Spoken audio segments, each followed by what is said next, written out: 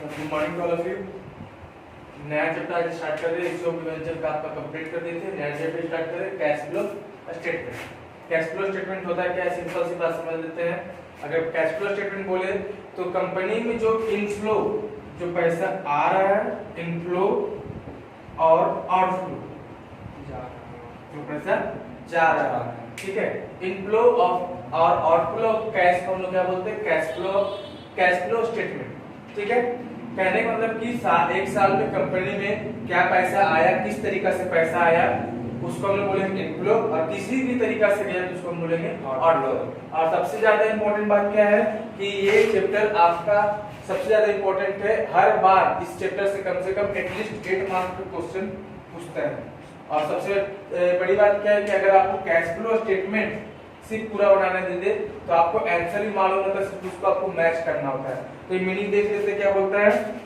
Cash flow statement is a statement setting out the flow of cash. क्या करता है, cash flow statement एक statement है जो सेटिंग क्या करता है, कैश का सेटिंग करता है, कैश के फ्लो को सेटिंग करता है अंडर डिफरेंट हेड्स, अलग-अलग हेड्स में। अभी तक हम लोग 11th पढ़े होंगे। 11th में आप क्या-क्या पढ़े होंगे, अकाउंट्स में current assets, current liabilities, fixed assets, fixed liabilities, operating expense वगैरह, ये सारा चीज का काम आपको कहाँ मिल जाएगा, तो कैश फ्लो स्टेटमेंट में सारा चीज का काम मिल जाएगा अलग-अलग हेड्स में। इसी कारण यहाँ पे क्या बोल रहा है, cash flow statement is a statement setting out the flow of cash under different heads, अलग-अलग हेड्स में, of sources and their utilisation. Sources मतलब आएगा और उसका यूटिलाइज होगा, ठीक है। और क्या बोल सकते हैं कि कैश फ्लो स्टेटमेंट क्या है, cash flow statement is inflow and outflow of the cash during a period. एक पीरियड में साल भर या 6 महीने जैसे बुक्स ऑफ अकाउंट क्लोज होगा उस तरह से क्या होता है कैश फ्लो स्टेटमेंट, तो इनफ्लो और आउटफ्लो कैश, ठीक है। अब मेथड्स क्या है, इसका 2 मेथड्स है आपका, एक है डायरेक्ट मेथड्स, दूसरा है इनडायरेक्ट मेथड्स। डायरेक्ट मेथड्स आपको पढ़ना नहीं है, लेकिन हम आपको ये भी बता देंगे, लेकिन जो आगे जरूरी है वो एक बार आपको 2019 में नहीं 2018 में ये डायरेक्ट मेथड से क्वेश्चन पूछ दिया था, ठीक है। इसी का हम बता देंगे, लेकिन पढ़ना नहीं है, लेकिन पहले ये देखेंगे। डायरेक्ट मेथड में सिर्फ आपका ऑपरेटिंग एक्टिविटीज का चेंज होता है, ठीक है। आगे देख लेते हैं कैश फ्लो स्टेटमेंट बनाने के लिए क्या क्या करना पड़ता है। तो कैश फ्लो स्टेटमेंट बनाने के लिए 3 एक्टिविटीज, ऑपरेटिंग, इन्वेस्टिंग, फाइनेंसिंग, ठीक है। 3 एक्टिविटीज का पढ़ना पड़ता है और ये 3 एक्टिविटीज मिल के आपका बनता है कैश फ्लो स्टेटमेंट। अब तीनों एक्टिविटीज में क्या क्या काम होता है, कैसे कैसे काम होता है, इसका हम लोग पढ़ेंगे एक एक करके। ये 3 एक्टिविटीज मिलकर क्या बनता है cash flow statement, operating, investing, financing. और अगर डायरेक्ट मेथड का बात करें तो डायरेक्ट मेथड में इन्वेस्टिंग और फाइनेंसिंग सेम रहता है, सिर्फ चेंज होगा तो क्या, सिर्फ ऑपरेटिंग एक्टिविटीज का बनाने का तरीका चेंज होगा और कुछ नहीं। इसको फिलहाल नोट डाउन कीजिए और इसके आगे बताते हैं कि ऑपरेटिंग एक्टिविटीज, इन्वेस्टिंग एक्टिविटीज और फाइनेंसिंग एक्टिविटीज में क्या क्या होता है। चलिए देखिए, ये बताया कि कैश फ्लो स्टेटमेंट बनाने के लिए 3 एक्टिविटीज का जरूरत पड़ता है आपका, ऑपरेटिंग, इन्वेस्टिंग, फाइनेंसिंग। तीनों एक्टिविटीज को आगे अलग अलग पढ़ना पड़ेगा, फिर उसके बाद तीनों एक्टिविटीज मिला के क्या बनता है कैश फ्लो स्टेटमेंट। अब देख लेते हैं कि ऑपरेटिंग एक्टिविटीज, इन्वेस्टिंग एक्टिविटीज और फाइनेंसिंग एक्टिविटीज क्या होता है और किसका काम होता है। तो हम तुरंत आपको बताएं कि अभी तक हम लोग करंट एसेट्स के बारे में सुने होंगे, करंट लायबिलिटीज, इसका मतलब करंट एसेट्स,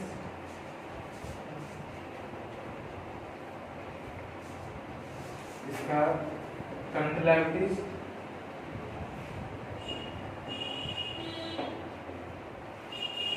फिक्स्ड एसेट्स के बारे में सुने होंगे,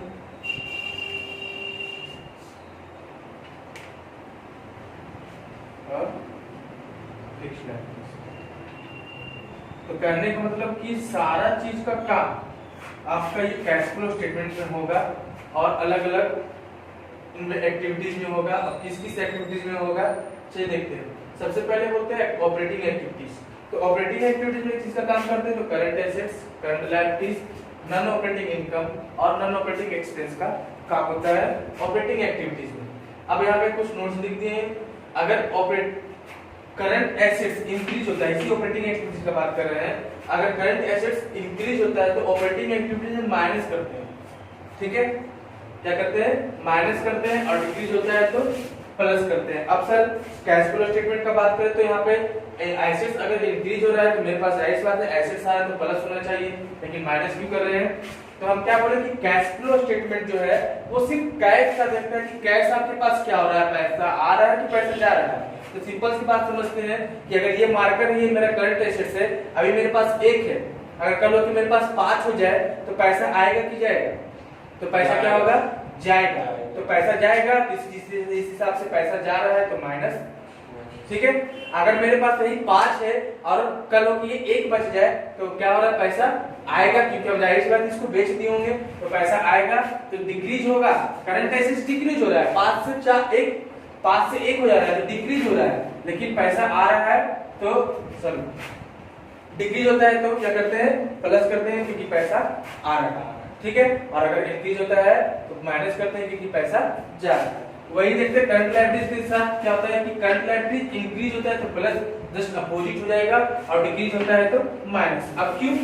क्योंकि जाहिर सी बात है कि मान लीजिए कि अभी मेरे पास 100 रुपया है, ठीक है, 100 रुपया है और हम किसी अपने दोस्त से फ्रेंड से क्या की कि 1000 का लोन ले लिए, उधार ले लिए, ठीक है।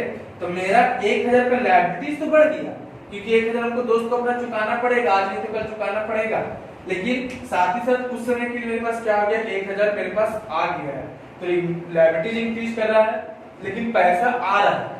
इसी कारण क्या करते हैं कि अगर करंट लायबिलिटीज इंक्रीज होता है तो प्लस करेंगे क्योंकि पैसा आ रहा है, और ये अगर डिक्रीज होता है तो माइनस। अब हम किसी अगले मंथ में या किसी भी समय हम 1000 क्या किए कि उसको वापस कर दिए, जाहिर सी बात है 1000 वापस कर दी तो मेरा लायबिलिटीज डिक्रीज हो रहा है, लायबिलिटीज डिक्रीज हो रहा है लेकिन पैसा क्या हो रहा है? जा रहा है तो माइनस। अब वही चीज यहाँ पे देखते हैं, बच गया क्या? आपका एक्सपेंस। जितने भी तरह का ऑपरेटिंग जितने भी तरह का एक्सपेंस होता है उसको सबको हम क्या करते हैं? ऑपरेटिंग एक्टिविटीज में प्लस करते हैं और इनकम होता है तो माइनस करते हैं, ठीक है। अब लास्ट सेकंड क्या है आपका? Investing activities. इन्वेस्टिंग एक्टिविटीज क्या होता है कि इन्वेस्टिंग एक्टिविटीज में सारा फिक्स एसेट्स का काम होता है, सिर्फ फिक्स्ड एसेट्स का। अगर फिक्स्ड एसेट्स एफ है मतलब फिक्स एसेट्स इंक्रीज करता है तो उसको परचेज और फिक्स एसेट्स के नाम से लिखते हैं, ठीक है, और ये माइनस में रहेगा। जाहिर सी बात है, अभी तुरंत समझाए थे, कैश फ्लो स्टेटमेंट है यानी पैसा आने के बाद। अब मान ली कि हम एक बाइक खरीदी तो बाइक मेरे लिए फिक्स एसेट्स है तो पैसा आएगा कि जाएगा? तो जाहिर सी बात है पैसा जाएगा तो माइनस में, ठीक है। वही अगर फिक्स एसेट्स डिक्रीज करता है, अब मेरे पास 2 बाइक था, एक बाइक बेच दी तो पैसा क्या हो रहा है? एसेट्स तो डिक्रीज हो रहा है लेकिन पैसा क्या हो रहा है? इंक्रीज हो रहा है, ठीक है। फाइनेंसिंग एक्टिविटीज में क्या होता है? तो फाइनेंसिंग एक्टिविटीज सारा फिक्स्ड लायबिलिटीज एल का मतलब यहाँ पे लिख दिए हैं, फिक्स्ड लायबिलिटीज का काम होता है, ठीक है। अगर फिक्स्ड लायबिलिटीज इंक्रीज करेगा तो इश्यू या प्रोसीड लिखेंगे। जैसे हम बैंक से लोन ले लिए 1 लाख, अब बैंक से लोन ले लिए 1 लाख तो मेरे पास क्या हुआ होगा? पैसा मेरे पास आ गया और सारी इस बात में लायबिलिटीज इंक्रीज कर रहा है क्योंकि हमको बैंक को कभी ना कभी चुकाना पड़ेगा, तो पैसा आ तो रहा है, ठीक है, पैसा आ रहा है, उससे हमको मतलब नहीं, मेरे पास पैसा आने से मतलब चाहे मेरे पास किसी भी तरीका से आए, भले लायबिलिटीज बढ़ रहा हो लेकिन पैसा आ रहा है तो इसको क्या लिखेंगे? इश्यू या प्रोसीड्स लिखेंगे, ठीक है, और ये प्लस में रहेगा। अगर कोई फिक्स्ड लायबिलिटी डिक्रीज कर रहा है, बैंक वालों को पैसा वापस कर दिए यानी पेमेंट कर दी तो इसको हम लोग पेमेंट या रिडम्पशन लिखते हैं और ये क्या होता है? माइनस में रहेगा। इसको नोट डाउन कर लीजिए, आगे देखते हैं। चलिए आज ऑपरेटिंग एक्टिविटीज का फॉर्मेट देख लेते हैं।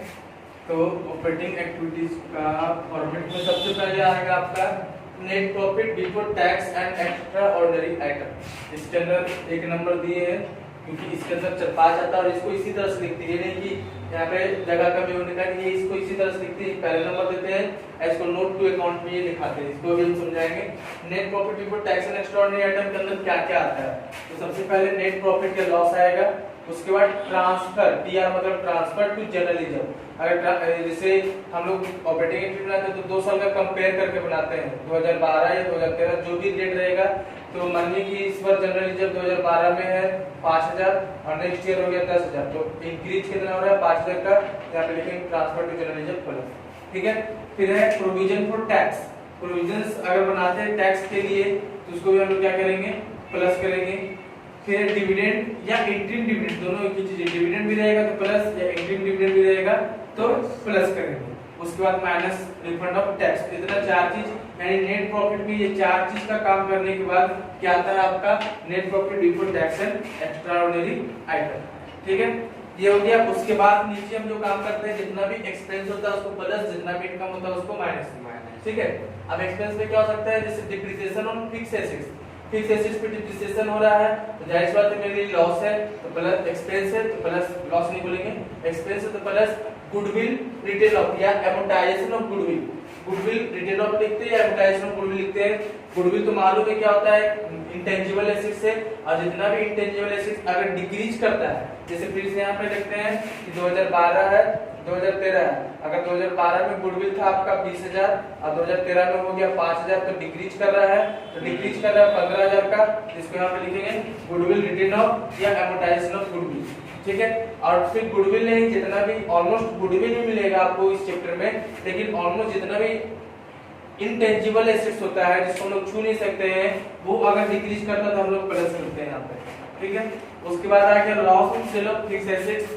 फिक्स एसेट्स को बेचने पे अगर लॉस होता है तो भी प्लस, इंटरेस्ट पेड, अगर इंटरेस्ट हम पेड करें लोन वगैरह पे तो मेरे लॉस है तो plus, preliminary expense, underwriting commission, written off, अगर प्रिलिमिनरी एक्सपेंस, अंडरराइटिंग कमीशन ये सब कुछ है उसको राइट अप करते हैं तो भी प्लस। और भी बहुत सारे एक्सपेंस होगा तो आपको क्वेश्चन में पता चल जाएगा, ऐसा नहीं कि क्वेश्चन में नहीं पता चलेगा, तो इतना लिखना तो पॉसिबल नहीं। तो सिर्फ समझा दीजिए जितना भी तरह का एक्सपेंस या लॉस होगा प्लस, जितना भी तरह का इनकम प्रॉफिट होगा माइनस। अब यहाँ देखते हैं profit on sale of fixed assets, तो प्रॉफिट हो रहा है माइनस, कमीशन रिसीव करे तो माइनस, डिविडेंड रिसीव करे तो माइनस। इतना करने के बाद आएगा आपका net profit before working capital. ठीक है, वर्किंग कैपिटल के बाद इतना करने के बाद बिफोर वर्किंग कैपिटल के बाद क्या करेंगे तो इंक्रीज इन करंट एसेट्स, अगर करंट एसेट्स इंक्रीज कर रहा है तो minus, decrease in current assets, अगर करंट एसेट्स डिक्रीज कर रहा है तो प्लस, जो कि लिख भी दिए तो वहां पे समझा भी दिए थे, increase in current liabilities plus और decrease in current assets, sorry current liabilities minus. इतना करने के बाद आएगा cash generated from operating activities before tax, उसमें से फिर माइनस क्या कर देंगे, टैक्स पेड माइनस कर देंगे। टैक्स पेड माइनस करने के बाद दो चीज हो सकता है, चाहे तो कैश फ्लो आएगा या यूज आएगा।